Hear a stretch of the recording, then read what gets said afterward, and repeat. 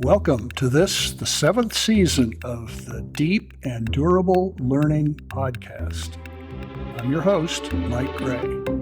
I have 45 years of teaching experience in higher education. I've taught over 10,000 students. Many of my students would say that I taught them how to think. I've also been involved in faculty development for over 30 years, and many of those faculty participants would say that my approach to teaching was personally and professionally transformational. This season will be a series of interviews with faculty whose teaching has been transformed. My guests will come from a variety of academic disciplines, but they're all applying the principles of transformational teaching.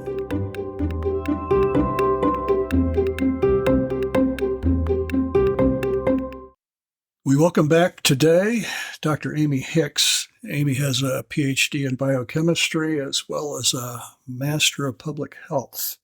She's currently the Chair of Health Sciences at Bob Jones University. Welcome, Amy. Thank you. It's good to be back. I really enjoyed our conversation a while back this summer, and I'm excited to come back and talk. I enjoyed it too. Let me set the stage. As a nation, and I guess since, if I remember right, you're from Colorado originally? Correct. Denver.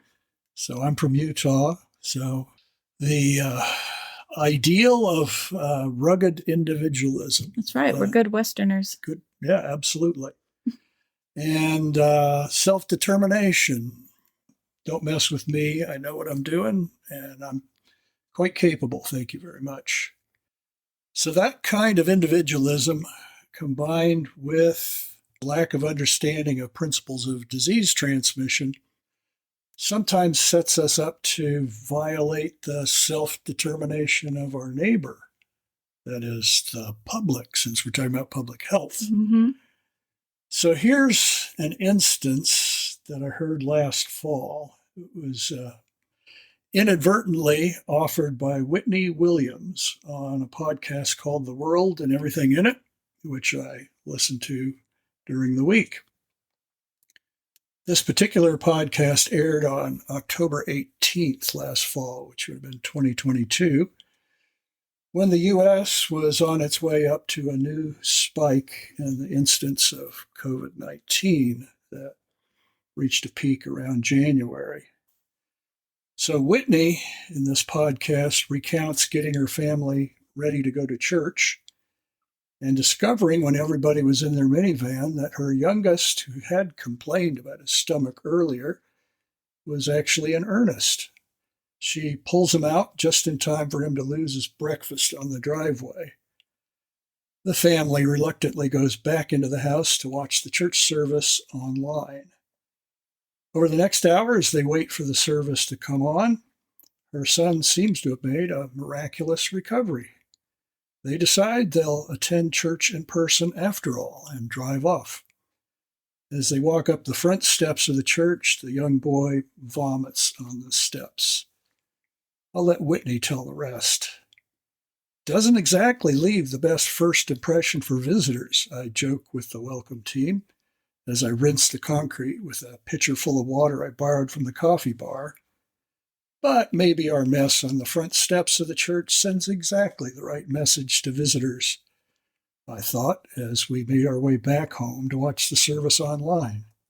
Welcome to church, a place for the sick. End of Whitney's words. I think there's more than a little irony to her labeling the church as a place for the sick. What's your take, Amy? Well, I think that's kind of funny because if I were walking up those steps as a visitor and I saw somebody, puke all over the steps, my first thought wouldn't necessarily be, well, sinners are welcome here. I would probably think, ooh, I think I'll go somewhere else because if this starts at my house, we're going to be sick for a week and everyone's going to miss school. And then that means we have homework. But, having 4 kids, I can certainly relate to her story. There are a lot of times when you think, oh, maybe they're exaggerating. Maybe they want to get out of school. Maybe they aren't too sick. Or you just don't even know how sick they are until you get there.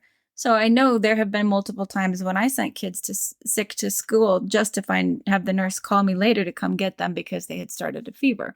I didn't mean to. I think that's happened to every mother. And normally this isn't more than a minor inconvenience for most people, but we saw in the COVID pandemic how it became incredibly contentious during that perfect storm of the pandemic. We had people in society that were arguing very loudly over both sides of this issue. It wasn't funny during the pandemic. Everybody was arguing about this. If I have no symptoms and I've tested positive, I shouldn't have to stay home. Or, you hear over and over, oh, they're overblowing this. It's not really that big of a deal. I only had a little cold. Or on the far extreme, you have other people who were hollering that if you had been around anybody sick and, for your whole entire life, you shouldn't ever come out again. I'm exaggerating, of course. I think both sides of that debate became very, very heated. Indeed, they did. I think when we talk about public health, there is a clear mandate in Scripture about our concern for and priority given to others. John 13:35 from the ESV says, "By this all people will know that you are my disciples, if you have love one for another." And Francis Schaeffer, philosopher of previous generation, whom I read avidly, wrote a little pamphlet, I guess you'd call it, called The Mark of the Christian. And in it, he made the case that the unbelieving world is allowed to make a judgment about the authenticity of Christianity on the basis of love within the church in particular. And that's referencing the verse I quoted here. By this, all people will know that you are my disciples if you have love for one another. For me, I think this is, in my lifetime, really the biggest failure of the church. Yeah, particularly evident in the current climate of polarization in politics, as well as in matters of public health. As the stridency and coarse personal condemnation of others within the body is particularly disheartening. We don't look like a healthy family. So you've given us a little bit, but what's been your experience within the church? Oh, goodness. That's something that I've been talking to with other people a lot recently. I'm very concerned about the division that we see within our churches. It was bad during the pandemic. That was some very, very difficult times to watch the church go through. Many pastors became so discouraged in the work. I have friends who left or almost left the ministry. So COVID exacerbated it, but even before that, and even now, church members have been split over principles that lie at the root of public health without even really knowing it. We are much more tempted to be characterized by our performance, by how holy we find ourselves, than we are by our concern or by our love for our neighbors. So you mentioned earlier that individualistic, rugged independence kind of a mindset that Americans are characterized by. And I find that a lot in people's response against public health when we talk about things like social determinants or we talk about social justice. And that's definitely a word that gets a lot of people very worried. And you have to define it. I get that. I get the worry. But the fact that I am responsible to look out for my neighbor and to love my neighbor, no matter who that neighbor is an incredibly biblical principle. And, look at the story that Jesus told about the Samaritan and the Good Samaritan. But we often find ourselves saying, like the Pharisees, yeah, but who is my neighbor? So if I can pick and choose my neighbors and love those, then I'm perfectly fine with it. But when God calls me to love a neighbor who doesn't look anything like me, has behavior that I don't like at all, then that can be a whole lot more difficult. And even, loving our neighbors across the political spectrum, that has become very, very difficult to find. How do you think the biblical command that Christians are to love our neighbors as ourselves, which means something bigger than loving our brothers and sisters in the church, uniquely qualifies Christians to enter careers in public health? Oh, goodness. I might be slightly biased, but I can't imagine a career that is more fit for Christians to enter because that's what public health is all about. Public health is about protecting my neighbor and hopefully loving my neighbor more than I love myself. And so we see that in people who work in vulnerable groups here, people who go across the world and work, bringing clean water to people, bringing immunizations that keep children well. These are very, very tangible ways for us to love our neighbor. When I was in grad school in biochemistry, so, before the career that I currently find myself in public health, my professor, my advisor of my dissertation, said something to me that I think also applies to public health. He said, you go into medicine to make money, you go into science to make a reputation. So the way that I mean that is you go into medicine, maybe you can make a lot of money. You don't make a lot of money in public health. You do not. There's not a ton, there's not good funding for it. There's not a lot of money to be made, but everyone I've met tend to be very altruistic. Even if they don't know the Lord, they have a great concern for their neighbor. So if Christians can't go into a field and be concerned for their neighbor, then I think that speaks very poorly for us. For sure. And there needs to be some impetus for this that is Holy Spirit driven when we're talking about a Christian, something much more deeply rooted than simple altruism. Sure. So I can give you an example of that, make that a little bit more concrete. Just this week, the faculty who are teaching in the Masters of Public Health that we have starting, our very first class coming in next week, in fact, and we sat down together over the course of several days to talk about what is our doctrine, if we want to call it, of public health. Because when you're in grad work, you learn the knowledge and you learn the skills, but you also learn a way of thinking, a mindset that you filter all of your knowledge through. And so we said, okay, what do we want our students to leave knowing that is distinctly Christian? And so we came up with 5 characteristics that we think should define Christian public health. And so those are hope. The world is without hope. A lot of people are without hope, that either for this life or for the next, that things will get better. If we were born into a good middle-class family and we have attained some level of success, that might not resonate with us. But for many people, they're without hope. So the interventions that we do as a public health professional should bring hope. Secondly, we defined holism, that we see people and we see their health as being multifactorial. We're not just there to bring clean water because you're going to die of something someday, but to understand that people have multiple needs. So physical needs, mental needs, but also spiritual needs.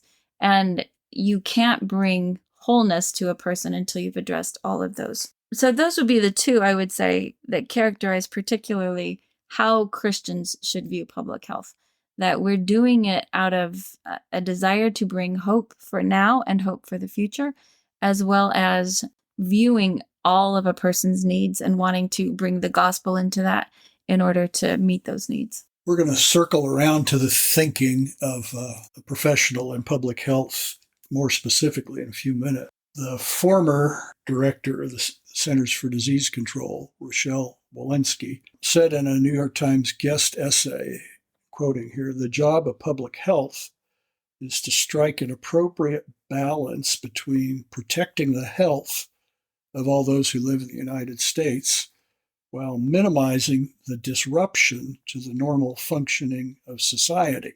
And of course, part of the way that happens is through public service announcements, I guess you'd say, through communicating to the public. So she went on to say, delivering information both in scientific detail and in plain language can be challenging, especially when messaging is met by efforts to compromise our work with nefarious intent. As a society, we must be more discerning of dubious rhetoric. People deserve accurate information to make the best health decisions. So what makes this task particularly challenging in our current cultural climate, especially in the U.S.? Yeah, so I think the key word there is accurate information. And that is very difficult in our current, just our culture. We're bombarded with information everywhere we look. And it's very difficult to weed out what's true from what's not true. We're in a post-truth society, right? My facts tell me this. And so I think just the fact that people are constantly hearing other messages make it very, very difficult. And not just hearing other messages, but messages that are co-opted for somebody's agenda. But we don't often see that. We just see it as being true, and so therefore we buy into it. So the challenge would be the amount of messages, the quality of messages, the hidden agenda behind them. Plus, they become self-fulfilling. We look for information that conforms to our biases. So we look to news stations who already agree with us. And that's very difficult as humans to want the truth, even if the truth interferes with my strongly held opinions. We're wired for confirmation bias. Very good, yes. We would say something that confirms what we've already decided must be the case. So what makes the task of accurate communication particularly challenging for us?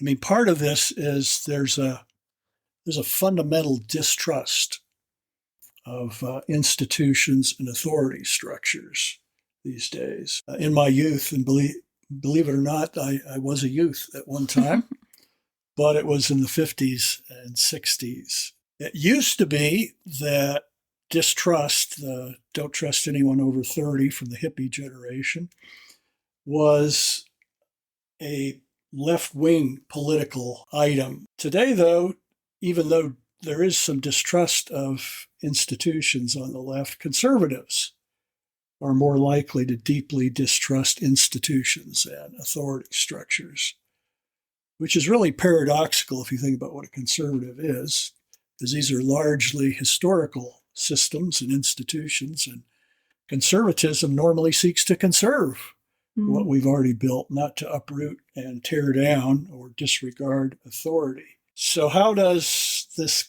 distrust manifest itself? How does it play into the voices that we give ear to and those that we would rather not have a seat at the table? Yeah, so I think we listen to the most extreme voices often. On either side of the aisle, you're going to find extreme voices. The louder, the more strident people are, the more they're following, the more viewers they have. So we certainly see that. We see it in the political structure. When presidents or presidential candidates come in, they're always promising to overturn the corruption or overturn what's in place. They're going to do better. They're going to bring power to the people or whatever. So that's a constant political message, I think, that we hear. And we see it in conservatives that I see this in my intro to public health class all the time, that when we talk about let's just take what role does the government play in meeting the social needs of individuals. Highly conservative students come in thinking, none. The government has no role in that.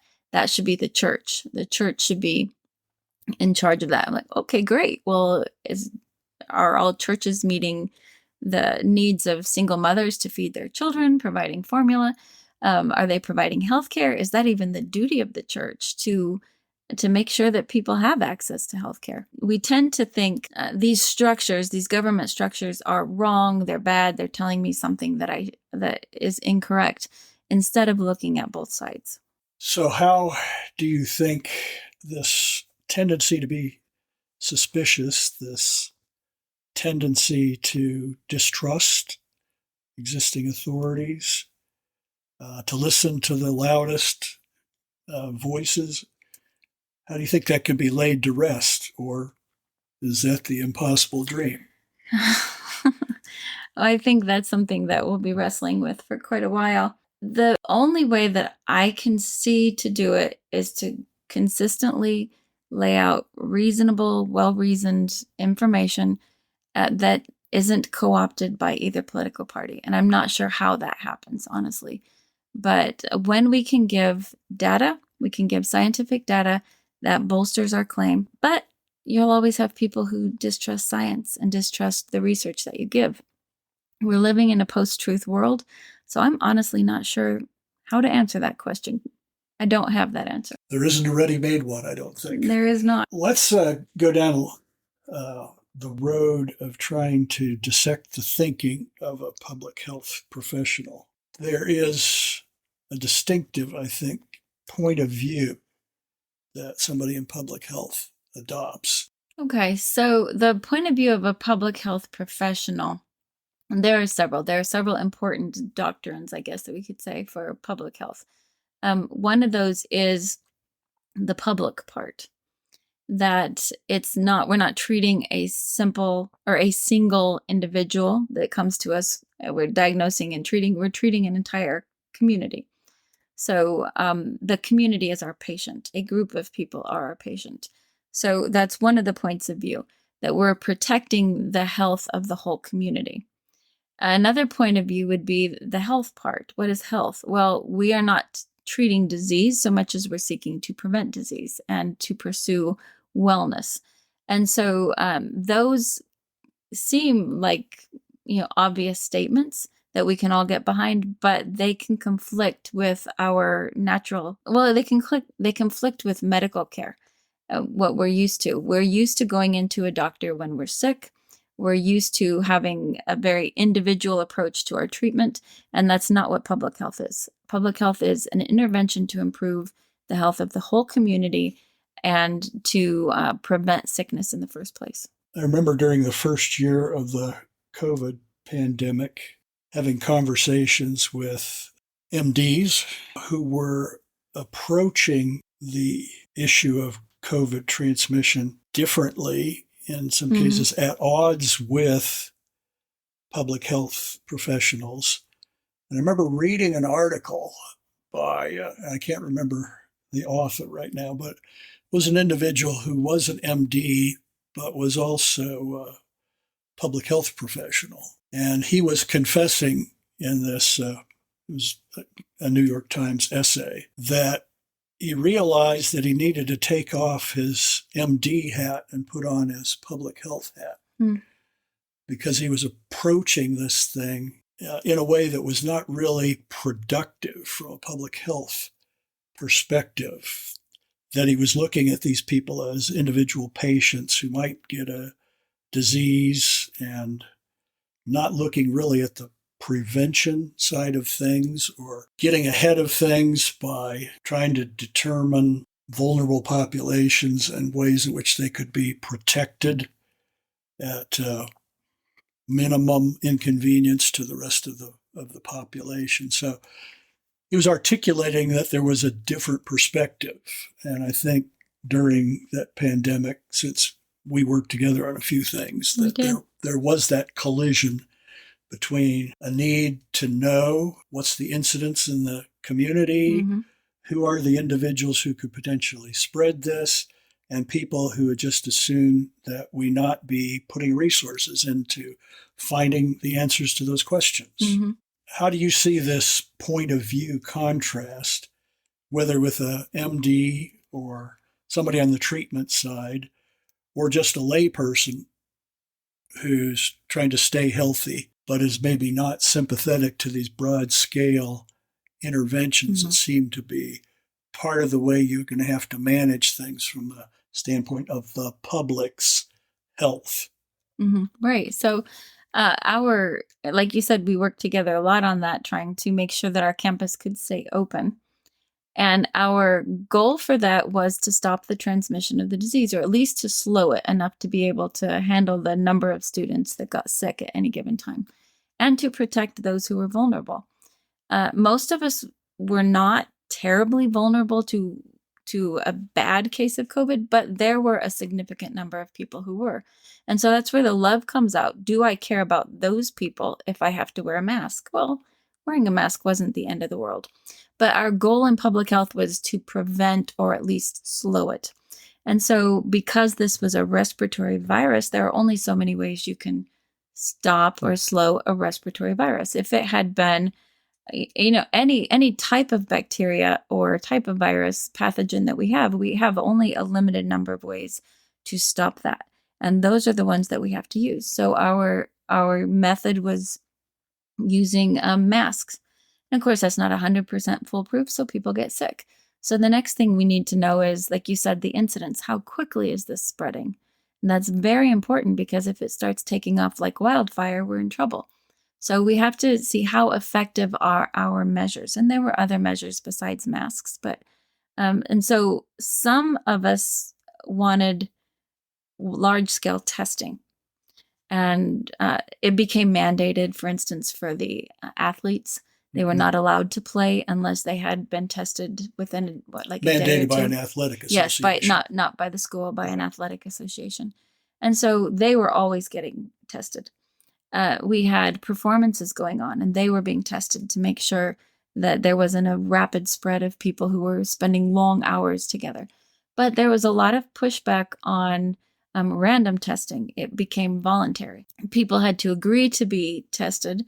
And so obviously you can't do a significant scientific determination of the incidence and of what groups are at highest risk if you can't do random testing. So there was a conflict between that. There was a conflict between whether or not we should wear masks, which at the time, everyone did pretty happily, because we were one of the few, we were one of a minority of universities that opened their doors back up.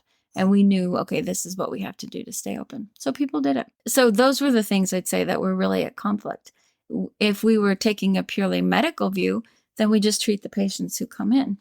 When they come in, then we start them on, put them in quarantine. We start them on whatever treatment is most effective, and we worry about that. But public health, we wanted to back way up and say, okay, how can we keep people from getting there in the first place? Yeah, and maybe another illustration to take it out of the live wire, live fire side of things, talking about COVID. Please do. I was a faculty member when we had a pertussis epidemic on campus, whooping cough. But actually, the first case was in the room of a student that I had. The student asked me, so I have a roommate who's got these symptoms, and to me, that's whooping cough. Well, they're letting her go to classes, and I'm a little concerned. I said, yeah, I'm concerned too, but limited in influence. So what ended up happening was, from that first case, there was, in fact, an epidemic on campus. Only it was treated by medical professionals and not public health professionals. So the treatment was some isolation followed by prophylactic treatment with antibiotic, with Z-Pak antibiotics. So literally the campus, the gym became a quarantine center, which became actually a center for transmission. Because anybody who had symptoms that were remotely like whooping cough got isolated with these people who definitely did have whooping cough. So we literally went through thousands of doses of antibiotics. Wow. And it kept mushrooming to the point where we had to end the semester early, about a week early. And the solution was actually a public health perspective that should have been adopted. In fact, one of the physicians who was charged with managing the thing, I mentioned to them, I said, we should have begun pertussis booster vaccination in the first few weeks that we had this. And this person was quite offended. But that's what we ended up doing. That over Christmas vacation, everybody needed to have a booster vaccination or they were not going to be allowed on campus second semester. So the break served as a break in transmission, but an opportunity for immunity to be achieved on some level of protection. Right. And we had no more problem with it.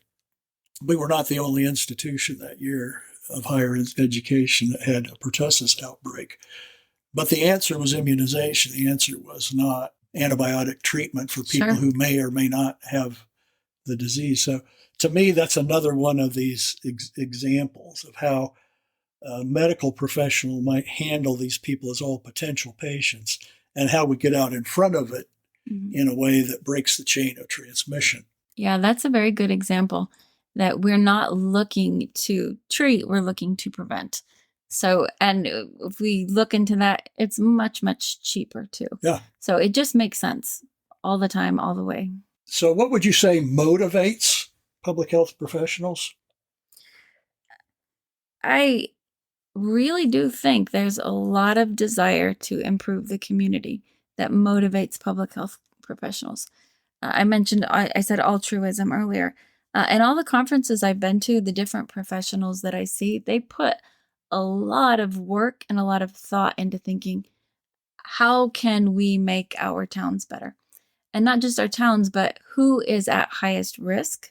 Who suffers the worst health outcomes? How can we help those people to come up to the levels that the rest of the community has? They are often motivated, generally motivated, I would say, by a lot of compassion and an interest in problem solving, because these are pretty big problems. As soon as you get to public problems, to societal problems, for sure, lots of dimensions.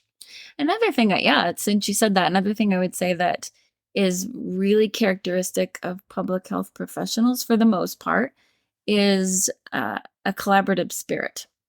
You can't do everything with just public health because public health requires policies, so they work with government officials.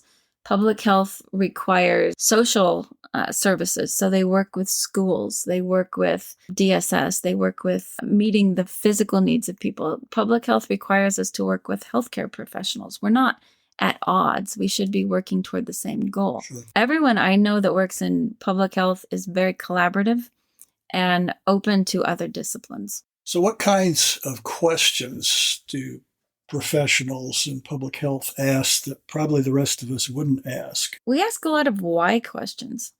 So you have, let's take, for instance, we know that certain groups are more prone to heart disease prevalence and worse outcomes. They're more likely to die of heart disease, more likely to be diagnosed, more likely to die. Public health doesn't just say, okay, those people are, so let's put them on medication. We say, why? Why this group? Why are they more likely? So, for instance, the lower your income, the more likely you are to die early, the higher incidence of, in this case, heart disease. Okay, so why are they more likely to if you have lower income? In other words, what does income have to do with it? Yeah, what does income have to do with heart disease? And we have, this is a pretty obvious one that we're all familiar with, but it's how we approach every disease. So why do low income people have higher rates of heart disease? Okay, lower education, and so therefore fewer job skills. Why is education important to heart disease? Well, health literacy as well as opportunities.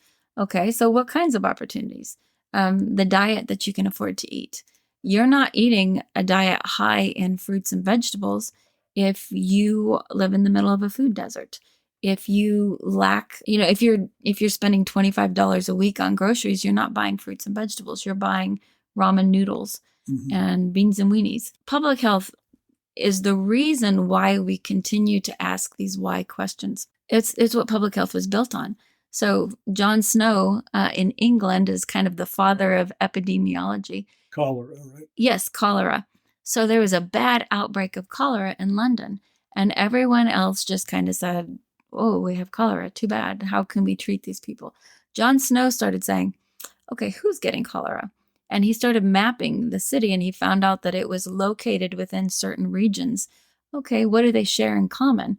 And he just kept asking these questions until he got down to the fact that patient 0 was a baby who had died of cholera.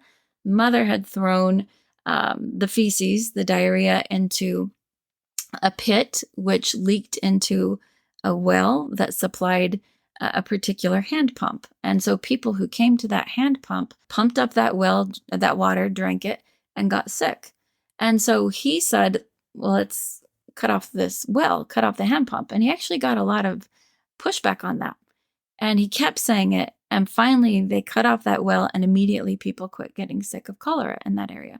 So that's a very public health approach. We don't just say, oh, this is happening. How do we treat it? We say, why? Why these people? Why this area? Why now? And we keep looking for those links. So a succession of whys until you have until something you have approaching the root cause, a cause and effect. Exactly. You may have done this in some form, but can you give us an example of a public health principle? a big one we've kind of talked about here, primary prevention is most cost effective. So what I mean by that, in public health or healthcare, we talk about 3 levels of prevention. Primary prevention is when we do some activity to prevent the person from ever getting sick in the first place. So you said vaccines.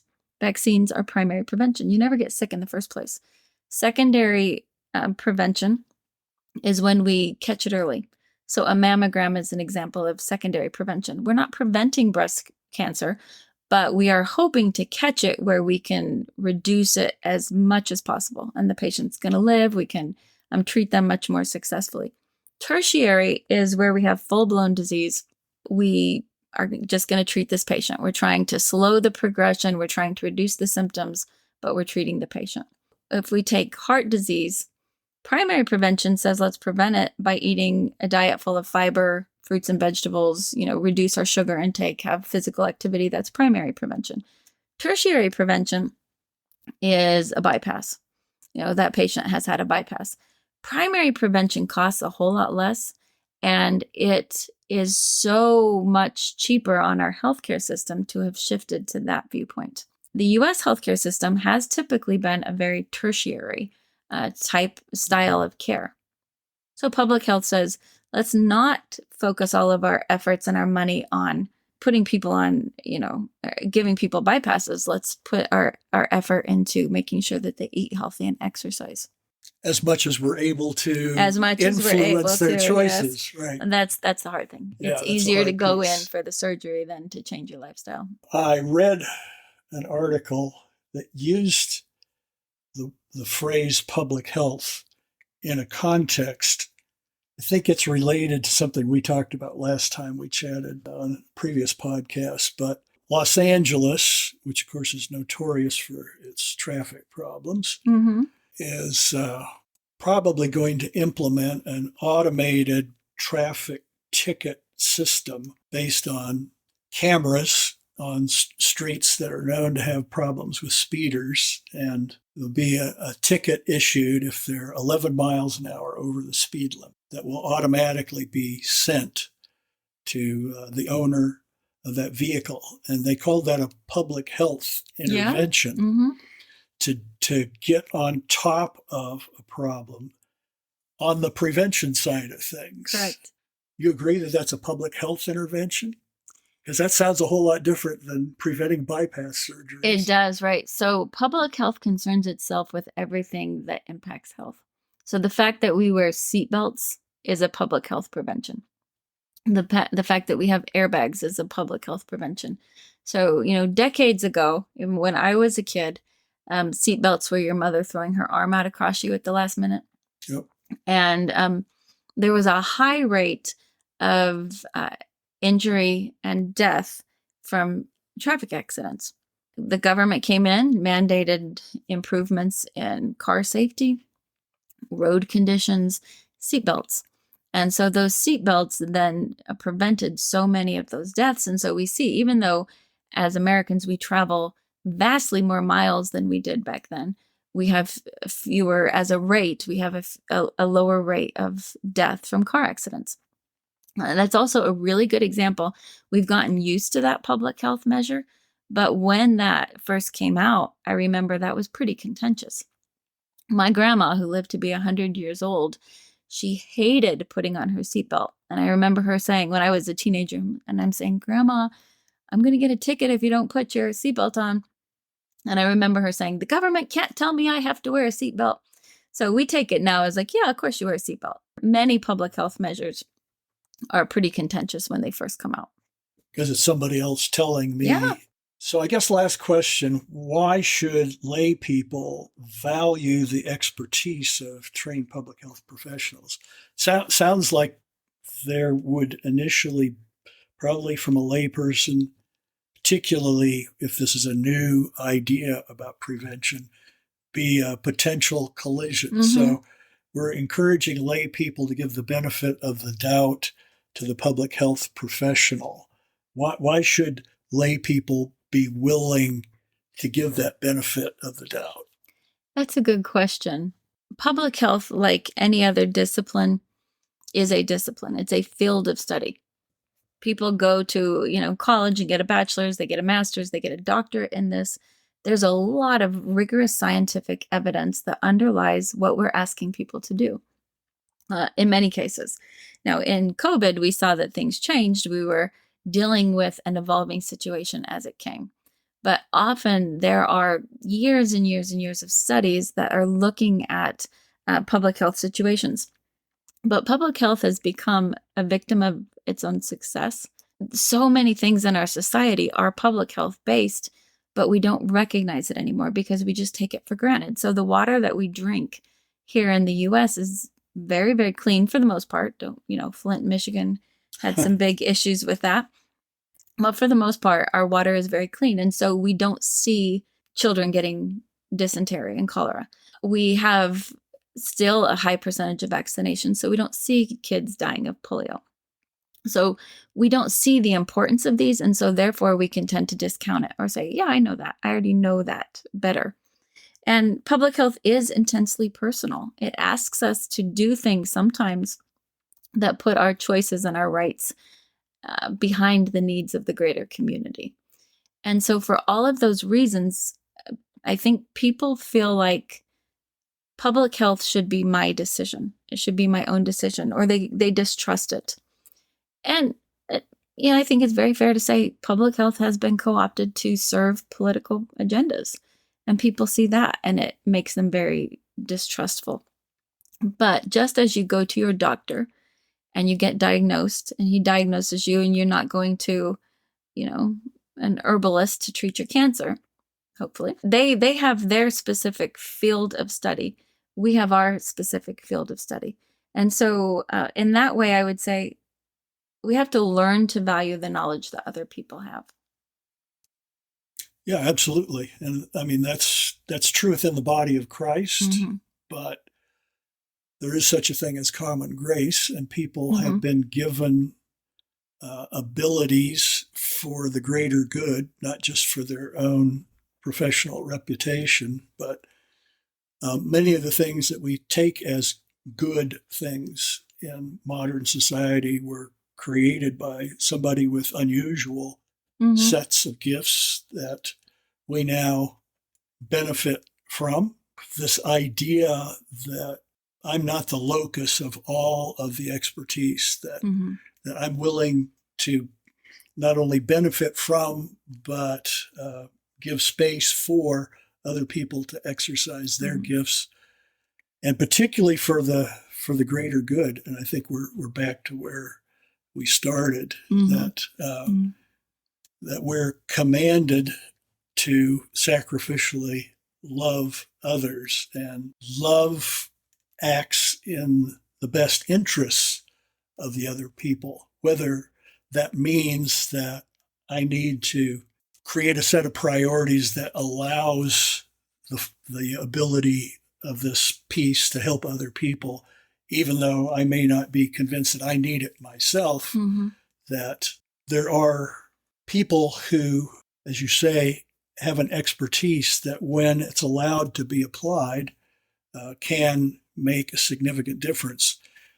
And when it has been successful, it kind of disappears. So I think you're right that at the point of intervention or suggestion of an intervention that might be effective, there are people who are not persuaded and fight back against the intervention in ways that really prove to be misguided over time once that intervention is processed and becomes part of the way we live a civilized life. And I think that tends to be a fairly American way of looking at it, because in America, public health has, for the most part, been operating under the radar.